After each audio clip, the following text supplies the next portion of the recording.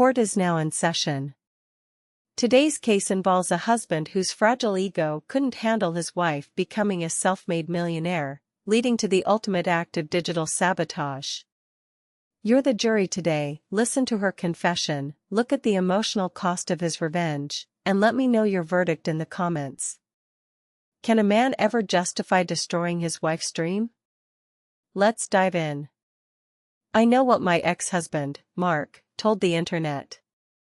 I know he played the part of the long-suffering, brilliant engineer who saved a helpless girl from a retail job and built her an empire from the safety of his keyboard. But the internet only sees the code, they don't see the reality of living with a man who uses tech as a weapon of absolute control. They don't see the tears, the manipulation, or the quiet isolation that comes with being married to a covert narcissist. My name is Vanessa. I built Auravibe from a single, frantic sketch in a cheap notebook into a $10 million brand. And yes, I will never deny that Mark helped me set up the initial website framework. But he didn't design the clothes. He didn't spend 18 hours a day negotiating with textile factories in Asia, dealing with customs borders, or crying over supply chain disruptions. He didn't pitch to top-tier influencers, manage the complex digital marketing budgets, or handle the absolute logistics nightmare of shipping thousands of packages a day. I was the face, the heart, the soul, and the muscle of that company. Mark was just a guy who sat in a dark room, playing video games for 10 hours a day, occasionally writing a basic script to keep the automated servers running. When Auravibe started making real money, I didn't push Mark away. I tried to pull him up with me. I wanted him to share in the victory. I invited him to high-profile corporate dinners. I introduced him to multimillionaire venture capitalists who could have funded his own tech projects. But he would purposely show up in wrinkled t-shirts, sit in the corner with a scowl, and make snide, passive-aggressive remarks about how marketing was fake science and that his code was the only thing keeping the lights on. He didn't want to grow with me. He wanted me to stay that broke retail girl making $14 an hour, crying on Sunday nights, because that was the only version of me he knew how to control. He was deeply insecure because my sudden success completely eclipsed his tech salary, and his fragile ego couldn't handle it. The environment in our beautiful suburban home became a living nightmare. If I had a record-breaking sales day, he wouldn't celebrate. Instead, he would find something entirely trivial to complain about: a dirty dish left in the sink, a professional text message from a male marketing director at 7 p.m., or the fact that I was too exhausted to sit on the couch and watch him play computer games until midnight. Worst of all, he started using his administrative access to the website to punish me whenever I asserted my independence. If we had a disagreement over dinner, the site would suddenly experience a mysterious maintenance lag right during my peak evening advertising campaigns. I would lose thousands of dollars in potential sales, and he would just shrug and say, "Technology is unpredictable, Vanessa." It was financial abuse disguised as technical difficulties. I was walking on eggshells in my own home, terrified that making my husband angry would result in him throttling the bandwidth of my life's work. I eventually realized I couldn't live under his thumb for the rest of my life.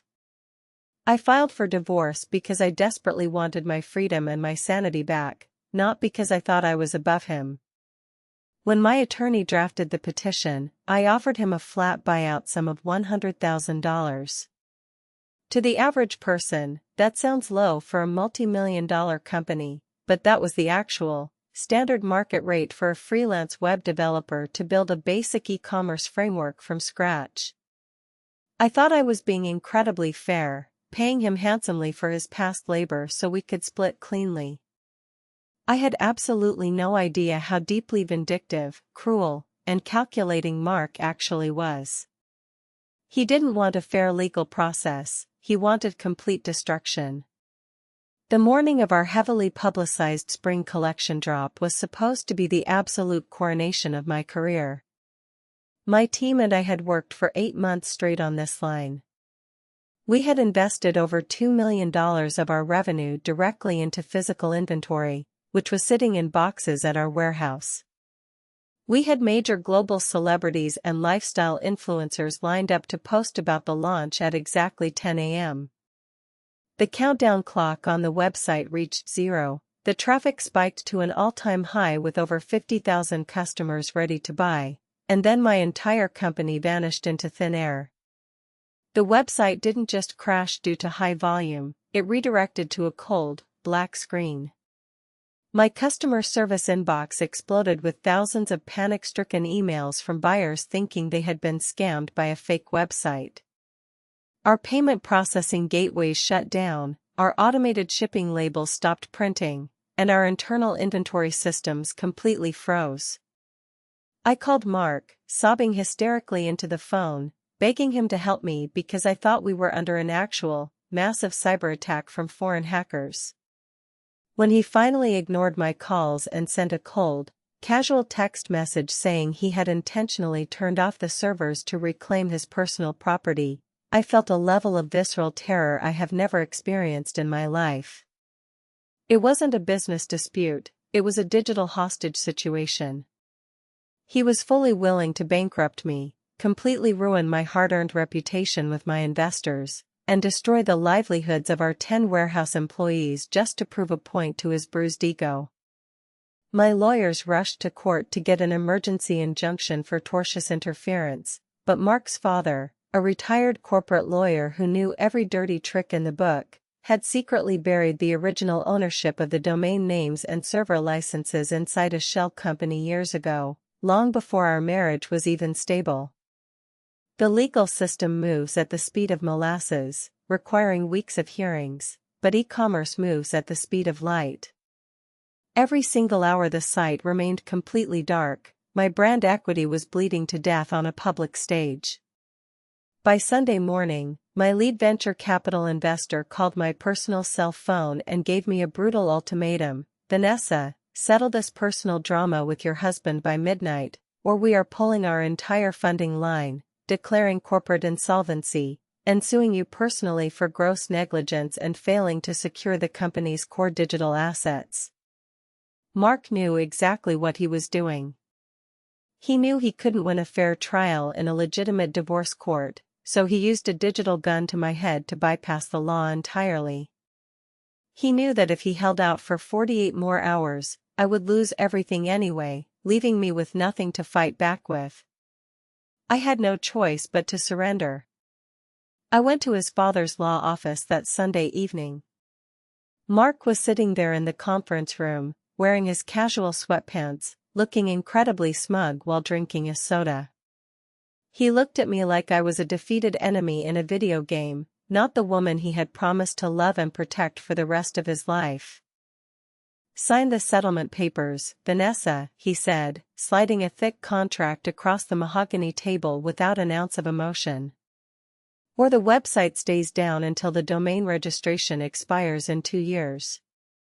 Let's see what your fashion brand is worth when it's completely irrelevant. With a shaking hand and tears streaming down my face, I signed the document. I signed away 50% of the parent company I had bled for. I signed away a massive, non-dilutable 15% permanent royalty on my gross future revenue. I even had to give him our suburban house, the house I had personally decorated, the only place where I felt safe. Today, I'm still working 80 hours a week just to keep Oravibe profitable because Mark's massive royalty cut eats up almost all of our net profit margins. I had to lay off 3 incredibly talented young design assistants just to afford his monthly extortion payments. Meanwhile, he's currently sitting on a beach in Maui, living like a king on the back of my daily sweat, telling the internet how brilliant he is for outsmarting his ungrateful wife. He didn't build an empire. He didn't save me. He ran a digital protection racket against his own wife because he couldn't handle a woman out-earning him. So, jury, is my ex-husband a genius hero for exploiting a hidden technicality, or is he a malicious, Narcissistic saboteur who committed severe financial abuse because he couldn't stand to see his wife succeed. The verdict is yours. Let me know in the comments.